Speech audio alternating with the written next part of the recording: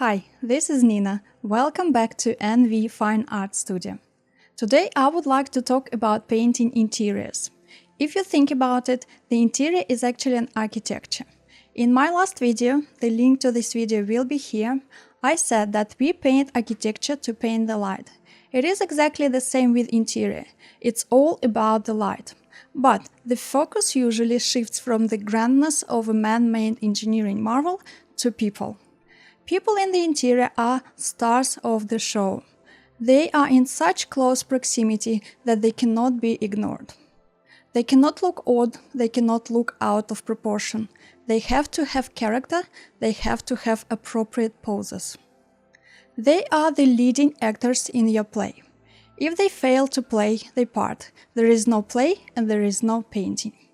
If you have never done sketching or painting people, I would highly recommend practicing first before attempting an interior. This week on my Patreon, we will be doing an interior scene.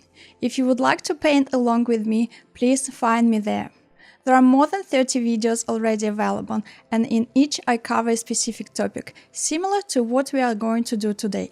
But first, let's practice sketching people. First of all, I want to remind you about basic perspective and proportion rules. Perspective. All heads need to align along the eye level or horizon level if there is no up or down hill. Proportions. An average adult is approximately 7 to 8 heads high. Next important part is to use an appropriate brush. I would recommend using a brush with which you can draw a head in one stroke. And just a warning, it might look bigger than anticipated. For example, I'm using Neve Alvaro Castañer Mop No. 2 to paint a 10mm head in one brush stroke. Because the head and the shoulders are somewhat of the same width, we can do the shoulders with the same brush in one go as well. Just change the paint to black. If you want the arms to stick out a bit, we can do the same, one stroke for each arm. The arm is usually 2 heads high from shoulder to elbow. The final part is legs. I usually start with 2 skinny dry brush marks to indicate the position. Then I add a little thickness, preserving the dry brush marks whenever I can. I never finish the legs with the feet. A person with painted feet looks very stiff.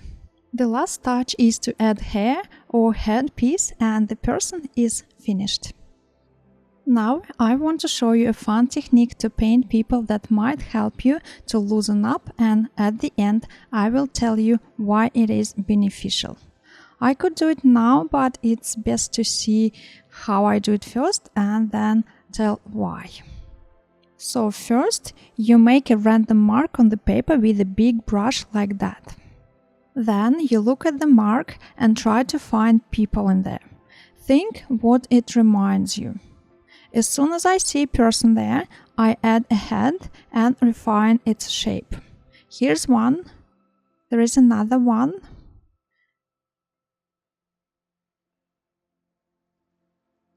And this person is slightly bigger.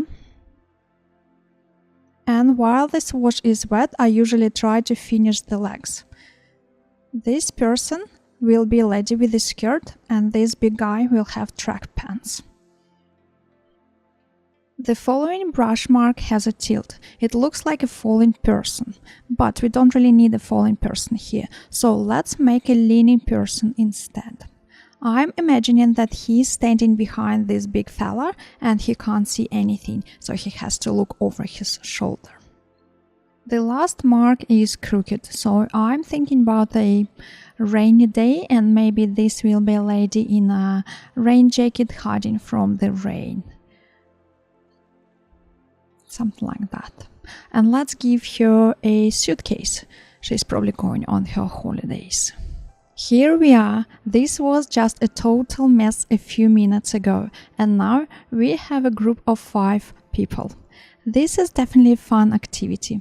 I really like this method because when you have a white clean paper in front of you and you need to make one perfect mark that would suggest perfect posture, it stiffens you. You worry about what if it's wrong.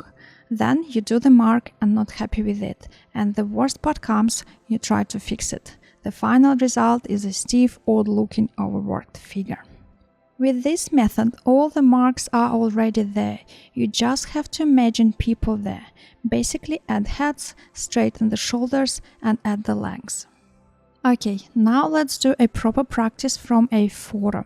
I want to start with a person on the left sitting at the table having lunch. An oval for the head. The back starts at the half head and approximately 45-degree angle. The arm is approximately one head size. This is actually all we need at the moment for this person. I also want to include a waiter here. I'm going to use a different photo for the reference. His waist is at a sitting person's height, so 3.5 heads up for his head and torso and 3.5 heads down for his legs, and this will add up to 7 heads height. It's quite important to get his posture right, especially the angle of his shoulders and the angle of his arms. We won't really worry about his legs. And on the right, we have a person sitting on a high chair and working or probably drinking a tea or something. I can't really see properly actually.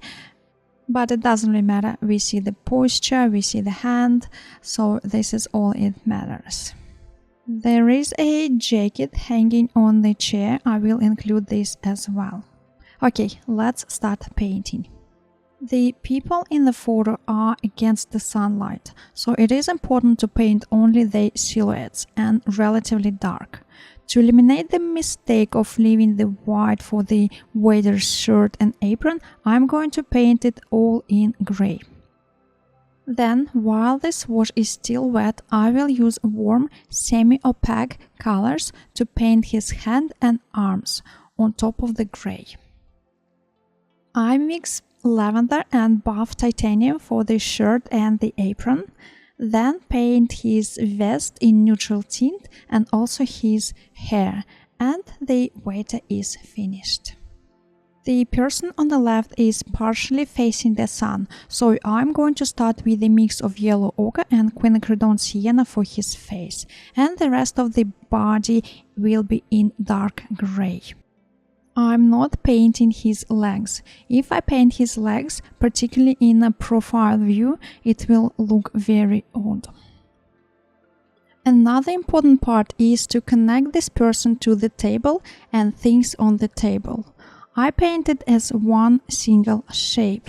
Same procedure for the lady on the right, starting with burnt sienna for the face, adding a bit more hair to indicate that this is a lady, and connecting it to her body to the table, the chairs, jacket on the chair, shadows under the table, and to all the shadows on the floor. So here we are, even without any walls, doors and windows. We already understand what is happening here. Painting the interior is all about people. Now let's implement these skills to the painting. If you wish to see the real-time demo, please find it on my Patreon. The link will be in the description below.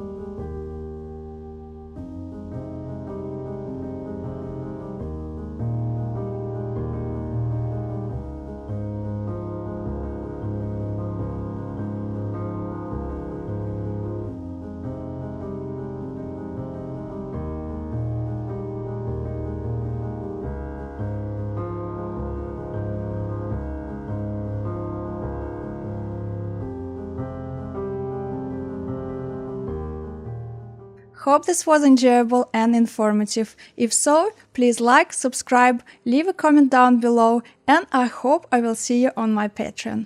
Bye!